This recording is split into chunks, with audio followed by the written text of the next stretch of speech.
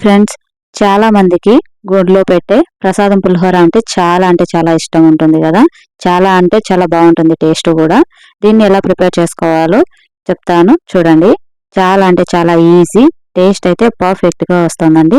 దీనికోసం స్టవ్ మీద కడాయి పెట్టుకొని 2 లేదా 3 టేబుల్ స్పూన్ల వరకు పల్లీలు వేసుకొని, ఇందులోని 2 టేబుల్ స్పూన్ల వరకు చనాదాలు, 2 టేబుల్ స్పూన్ల వరకు ఊరద్దాలు కూడా వేసుకొని, 1 టీ స్పూన్ వరకు ఆవాలు వేసుకొని బాగా ఫ్రై చేసుకోవాలి.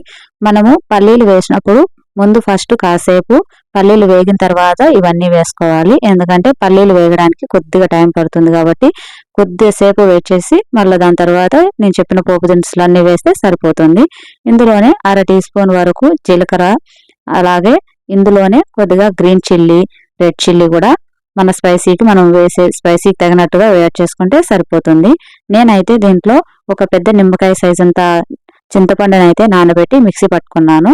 ఈ ప్యూరీని బాగా వేగిన తర్వాత మసాలాలంతా అంటే మనం వేసిన పోపు దినుసులన్నీ బాగా వేగిన తర్వాత ప్యూరీని ఇందులోనే వేసి కొద్దిగా 1/2 చెంచా పసుపు కూడా వేసి ఆయిల్లో బాగా ఫ్రై చేసుకోవాలి. అప్పుడే మనకు చాలా బాగుంటుందండి. చింతపండు ప్యూరీని మనం మిక్సీ పట్టి అయినా వేయచ్చు, లేదంటే మనం డైరెక్ట్గా చేత్తో కలిపి అయినా సరే వేయచ్చు. కాకపోతే మనం మిక్సీ పడితే ఏంటంటే మనకు దాంట్లో ఉండే పిప్పి ఉంటుంది కదా, అది కూడా వెళ్ళిపోయి బాగా అంటే మిక్సీ వేస్తాం కాబట్టి థిక్నెస్ అనేది బాగా వస్తుంది. మనం చేత్తో నలిపినప్పుడు పిప్పి అనేది పడేయాల్సి వస్తుంది కదా. సో అలా అదన్నమాట బెనిఫిట్. దీంట్లోనే కొద్దిగా వాటర్ వేసి ఉప్పు అన్నీ సరిపోయాయో లేదో చూసి దాన్ని కొద్దిగా వాటర్ వేసి ఉడకనివ్వాలన్నమాట. దీనికి మసాలాని ఎలా ప్రిపేర్ చేసుకోవాలో మసాలా పొడిని చూపిస్తాను చూడండి. ఇందుకోసం మామూలుగా 1 టేబుల్ స్పూన్ వరకు చనాదాలు, 1 టేబుల్ స్పూన్ వరకు ఊరద్దాలు అయితే వేసానండి.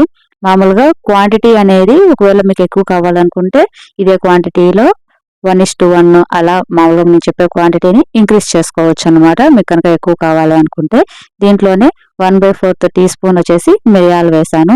మనం ఆల్రెడీ దాంట్లో చింతపండు పులిహోరలో మనము వచ్చేసి స్పైసీ వేసాం కాబట్టి దీంట్లో మరీ ఎక్కువ వేసుకున్నామంటే మరి స్పైసీనెస్ అనేది ఎక్కువ అయిపోతుంది. మీకు కనుక ఇంకొద్దిగా ఎక్కువ స్పైసీ కావాలి అనుకుంటే మిరియాలు అనేవి కొద్దిగా ఎక్కువ కూడా యాడ్ చేసుకోవచ్చు. దీంట్లో నేను కొద్దిగా సొంటి వేసాను. టేస్ట్ అయితే చాలా బాగుంటుంది. మీకు ఇష్టం లేదనుకుంటే స్కిప్ చేసుకోండి. కాకపోతే మనకు పర్ఫెక్ట్ టేస్ట్ రావాలంటే కొద్దిగా సొంటి వేస్తే బాగుంటుందండి.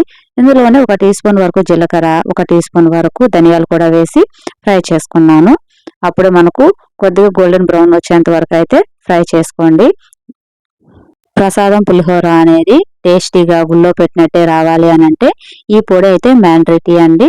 ఒక్కసారి ఈ పొడి కూడా వేసి చేసుకున్నామంటేనే మనకు ఎగ్జాక్ట్ గా అలానే వస్తుంది టేస్ట్.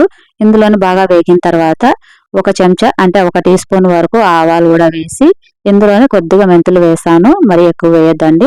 ఇందులో 2 టేబుల్ స్పూన్ల వరకు 2 లేదా 1.5 టేబుల్ స్పూన్ వరకు నువ్వులు కూడా వేసి బాగా ఫ్రై చేసుకోండి. అన్ని వేగిన తర్వాత మాత్రమే నువ్వులు వేయండి. నువ్వులు వేగడానికి ఎక్కువ సమయం ఏం పట్టదు కాబట్టి నువ్వులు చిటపట అంటే కొద్దిగా నేను మర్చిపోయాను, అందుకే కొద్దిగా లేట్గా వేసాను. నువ్వులు వేసేదానికంటే ముందే కొద్దిగా 2 లేదా మీ స్పైసీకి తగినట్టు 2 లేదా 3 రెడ్ చిల్లీ కూడా వేసి ఫ్రై చేసుకోండి. చూసారు కదా, అన్నీ కూడా బాగా పర్ఫెక్ట్ గా వేగాయి అన్నమాట. ఇప్పుడు ఈ మిశ్రమాన్ని మనం మిక్సీ పట్టి పెట్టుకోవాలి. చెప్పాను కదా పొడి అనేది మ్యాండేటరీ అని. ఇంత లోపల మనకు చింతపండు పులిహోర అనేది మనకు ఉడుకుతూ ఉంది కదా, దీంట్లోనే బాగా ఉడికిపోయిన తర్వాత ఉప్పు సరిపోయిందో లేదో చూసి దించేసే కంటే కొద్దిగా సేపు ముందర దీంట్లో కొద్దిగా బెల్లం కానివ్వండి, బెల్లం తురుము కానివ్వండి కొద్దిగా యాడ్ చేయండి. ఇందులోనే కొద్దిగా ఇంగువ కూడా వేసామంటే టేస్ట్ అయితే చాలా బాగుంటుంది. వీటిని ఫ్రిడ్జ్ లో కూడా స్టోర్ చేసి పెట్టుకోవచ్చు. ఎప్పుడైనా టైం లేనప్పుడైనా సరే జస్ట్ రైస్ లో మిక్స్ చేసి తినేసేయచ్చు అనమాట. అచ్చం సేమ్ టేస్ట్ అయితే చాలా బాగుంటుంది. ఈ వీడియో కనుక మీకు నచ్చినట్లయితే లైక్ చేయండి, షేర్ చేయండి, సబ్స్క్రైబ్ చేసుకోవడం మాత్రం మర్చిపోవద్దండి. Thank you for watching.